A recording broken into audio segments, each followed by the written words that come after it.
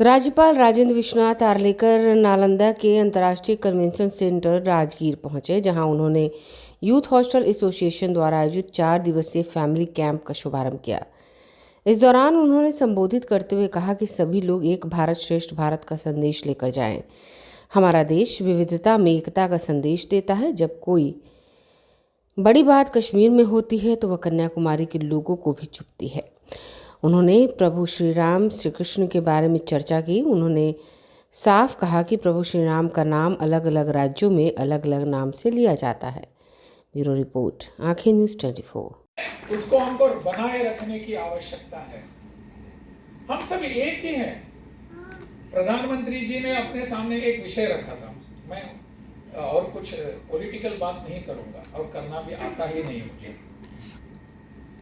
एक भारत श्रेष्ठ भारत क्या होता है मुझे पता नहीं, लेकिन जब मैं पहली बार यहाँ बिहार में आने के बाद, वैसे मैं गोवा से आता हूँ और गोवा मेरा वहां घर है मेरा।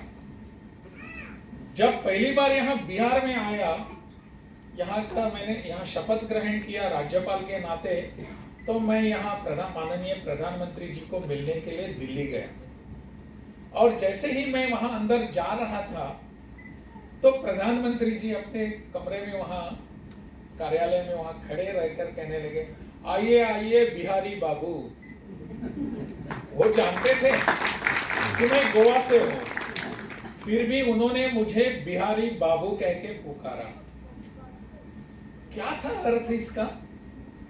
इसका अर्थ यह था कि अभी आप बिहार का दायित्व स्वीकार करके आए हैं तो बिहारी बनकर ही रहना है वहां जाकर, गोवा वाला बनकर नहीं।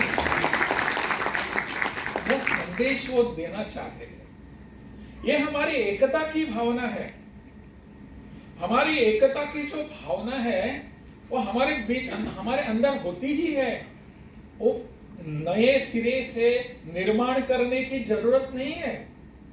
जब भी अपने देश में कुछ होता है तो हमको लगता है, कश्मीर में जब कुछ होता है तो कन्याकुमारी में बैठे हुए हमारे भाई बहन, उनको चिंता होती है वहां के अपने जवानों पर ऐसी आपत्ति क्या आ गई है। हमको कहीं ना कहीं दर्द होता है। इतना दूर का उदाहरण क्यों दूं मैं? अभी अभी उत्तराखंड में जो एक बात घटी, वहां टनल में अपने कुछ भाई वहां फंसे थे, 41 ऐसे फंसे थे ना, तो हम सबको चिंता हो रही थी क्या होगा उनका। रिश्ते से हमारे कोई लगते भी नहीं है, किसी को हमने देखा नहीं, जाना नहीं, नाम भी नहीं जानते, कहाँ के हैं वो भी नहीं जानते, परंतु 41 हमारे भाई वहां फंसे हुए हैं। उनके बारे में हमारे सब लोगों के मन में एक चिंता थी। वह चिंता जो थी ना, वो एकता का उदाहरण था। हमारा संबंध है, हमारा संकल्प था।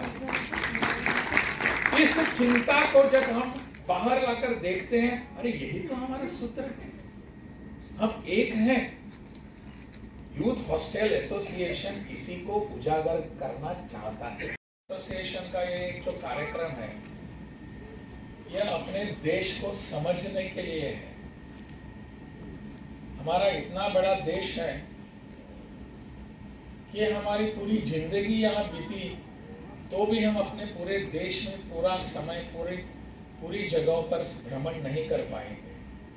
इतना बड़ा अपना देश है और इस देश की विरासत पर, इतिहास पर, संस्कृति, समृद्धि पर, परंपरा पर हम सबको गर्व है।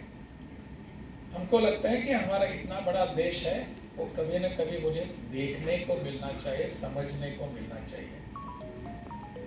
इसलिए हमारा ये जो कार्यक्रम है, फैमिली कैंपिंग, अपने परिवार के साथ सभी जगह से लोग इकट्ठा आए और प्रदेश को समझे, देश को समझे।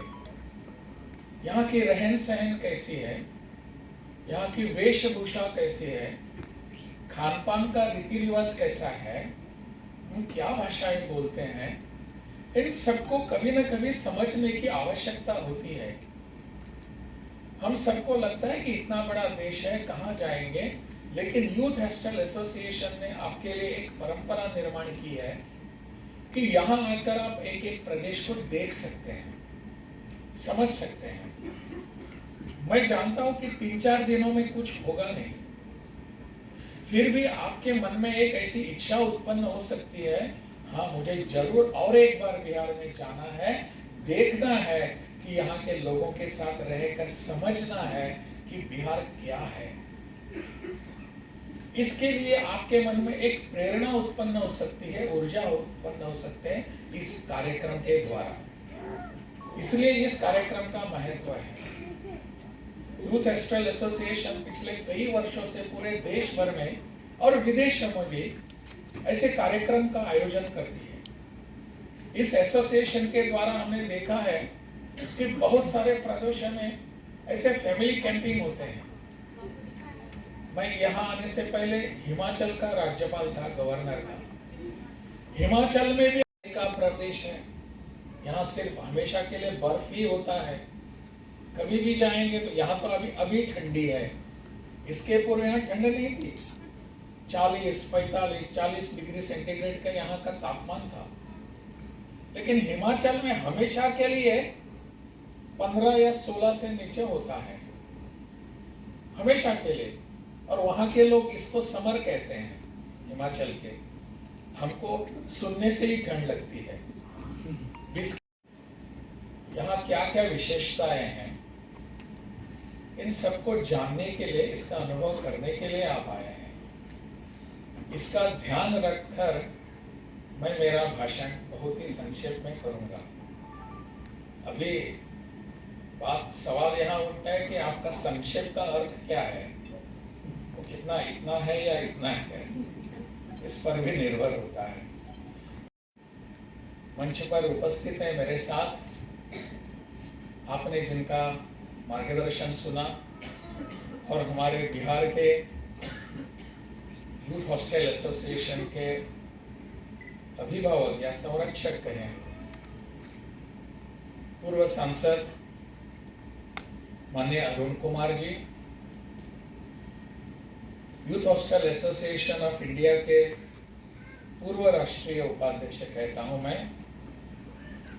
और सह चेयरमैन श्री के.एन. भारत जी, राज्य के अध्यक्ष मोहन कुमार जी, उपाध्यक्ष सुधीर मधुकर जी, पूर्णिया यूनिट के चेयरमैन सिद्धार्थ प्रताप जी, आम्रपाली महिला यूनिट की चेयरपर्सन श्रीमती संतोष भारत जी, यहाँ सभी अन्य विभिन्न प्रदेशों से आए हुए, जैसे कि गुजरात, दिल्ली, राजस्थान, कर्नाटक, उत्तर प्रदेश, हरियाणा, बंगाल और बिहार से भी है। ऐसे इस फैमिली कैंप में सहभागी होने के लिए आए हुए सभी मेरे साथी, अन्य सभी यहाँ बैठे हुए अभिभावक, अन्य सभी बैठे हुए मेरे बहनों और भाइयों, एकता की भावना कि हम सब एक ही तो हैं। प्रभु रामचंद्र का नाम बिहार में आकर कैसे होता है? बिहार में होता है क्या राम जी कहते हैं या और कुछ ऐसे राम रखते हैं। महाराष्ट्र में जाते हैं तो रामचंद्र कहते हैं, कर्नाटक में जाते हैं तो क्या कहते हैं? रामन, रामनाथ जी, और ऐसे कुछ होते हैं। और नीचे जाएंगे तो रामन होता है, कहाँ रामुलु होता है। कहाँ से प्रभु रामचंद्र अयोध्या से आते हैं और पूरे अपने दक्षिण भारत में जाते हैं, कन्याकुमारी तक, वहां से आगे श्रीलंका तक जाते हैं। ये सब जो है वो एकता का मार्ग है और कुछ नहीं है। श्री कृष्ण के बारे में ऐसे ही कहते हैं कि यहां से, अभी बता रहे थे ना, यहाँ अपने उनका यहाँ भी मायका या उनका मामा का घर था। यहाँ जरासंध और भीम का युद्ध यहीं पर हुआ था, बिहार की धरती पर। ऐसे पूरे अनेक विषय ऐसे हैं कि पूरे देश भर जाकर हम सबको एक है इस एकता की भावना का हमको स्पर्श करते हैं और इस स्पर्श को अनुभव करने के लिए हम सब बिहार में आए हैं। समझ सकते हैं, जान सकते हैं, एक दूसरे को पहचान सकते हैं और इसकी ही आवश्यकता होती है। हमारे बिहार के बारे में इतिहास का अभी यहाँ विमर्श हुआ, आपके सामने रखा गया कि बिहार कितना समृद्ध था, ऐतिहासिक परंपराएं कैसी हैं, क्या क्या सब यहाँ है। मैंने भी यहाँ आने के बाद यही मैं सुनता रहा, लेकिन मेरे मन में प्रश्न आ रहा था कि बिहार की ऐतिहासिक परंपराएं, संस्कृति, समृद्धि इतनी है, आज कहाँ है। मैं इस विषय में जाना नहीं चाहूंगा, सिर्फ इसका उल्लेख हुआ इसलिए मैं कहता हूं इसके बारे में सोचने की आवश्यकता थी। खैर, इसको हम छोड़ेंगे, परंतु बिहार समझने के लिए बिहार की परंपरा भी समझने की आवश्यकता है। आज क्या है इसको मैं ध्यान नहीं दूंगा, आज यह इस मंच से बोलने का विषय भी नहीं है। परंतु बिहार के आप यहाँ आए हैं और यहाँ 3-4 दिन यहाँ रहने वाले हैं और रहकर बिहार समझने के एक प्रयास आप करेंगे, प्रयोग करेंगे। समझना चाहिए, जरूर समझना चाहिए। जैसे कि अन्य प्रदेशों में हम जाते हैं तो वहां समझने का हमारा प्रयास होता है। वैसे खान पान क्या है, वहां के रहन सहन का है क्या है, भाषाएं अलग हैं, इसलिए हमको यहाँ आने की आवश्यकता है। और यहाँ आने के बाद, समझने के बाद, अनुभव करने के उपरांत आप सबको लगेगा अरे ये तो अपनी ही परंपरा है, कुछ अलग से परंपरा तो है ही नहीं, थोड़ा इधर उधर हो सकता है, परंतु ये सब परंपराएं, रीति रिवाज जो है वो अपने ही है। 2-3 दिन पूर्व मुझे एक व्यक्ति मिले और वो मुझसे बात करते करते उन्होंने कहा मुझे, और 2-3 पूर्व क्यों, कल शाम को तमिल की एक यूनिवर्सिटी की चांसलर श्रीमती सुधा जी हैं, वो यहाँ आई थी और वो बोलते बोलते मुझे बताने लगी कि हमारे यहाँ परंपरा है। कहाँ? तमिलनाडु में परंपरा क्या है कि हम रामेश्वर में जाते हैं, वहां की मिट्टी उठाते हैं, उस मिट्टी को हम यहाँ गंगा नदी में लाते हैं, काशी में, वहां उसको हम डालते हैं, रखते हैं और गंगा नदी का जल, गंगा का जल लेकर पुनः जाते हैं और उस जल को रामेश्वर के उस संगम के जल में डालते हैं। क्या अपनी परंपरा है? समझ में नहीं आ रहा है कि इतनी बड़ी अपनी परंपरा, इतने अनेक वर्षों से, हजारों वर्षों से ये चलते आ रहा है, क्या हो रहा है? ये सब हमको दिखाता है कि हम सब एक हैं, एकता की भावना निर्माण करने। अगर आपने अभी तक हमारे चैनल को सब्सक्राइब नहीं किया है तो हमारे चैनल को जल्द से जल्द सब्सक्राइब करें, लाइक करें, शेयर करें और कमेंट।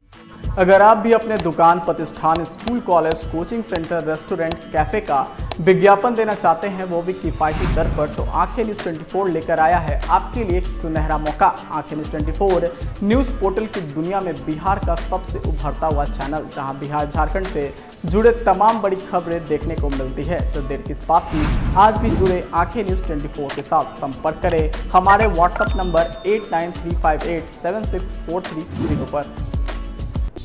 क्या आप पत्रकारिता के क्षेत्र में अपना कैरियर बनाना चाहते हैं? तो आज ही Royal Ashoka Institute of Mass Communication and Journalism में अपनी जगह सुनिश्चित करें। आर्यभट्ट ज्ञान विश्वविद्यालय पटना से मान्यता प्राप्त 100% प्लेसमेंट के साथ royal Ashoka Institute of Mass Communication and journalism नामांकन जारी है। हमारा पता है DS/16 गायत्री मंदिर के समीप, कंकड़बाग, पटना 8,20,000। आप हमें संपर्क भी कर सकते हैं। हमारा मोबाइल नंबर है 9955456126।